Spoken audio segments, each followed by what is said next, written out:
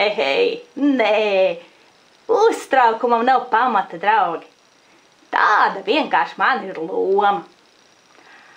Esmu bālais puika, tāpēc nereti man uztic lomas, kurās ir jāataino tipiskā baltā cilvēka, precīzāk rietumu cilvēka tēls.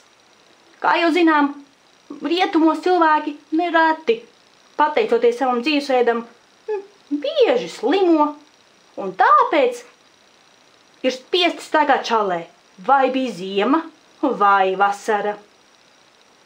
Bet nomainām aksesuārus un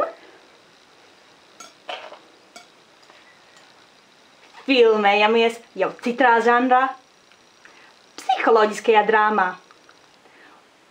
Pavisam drīz būs tāda teātra izrāde, kur es tēlošu sākumā ļoti pesimistisku, nomāktu, nospiestu personu.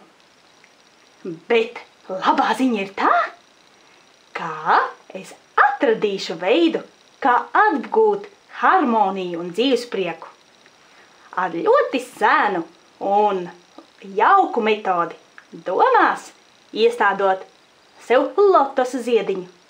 Bet sīkāk par to jūs uzzināsiet kādā no nākamajām sērijām. Caur Sidraba biržī gāju, caur Sidraba biržī gāju.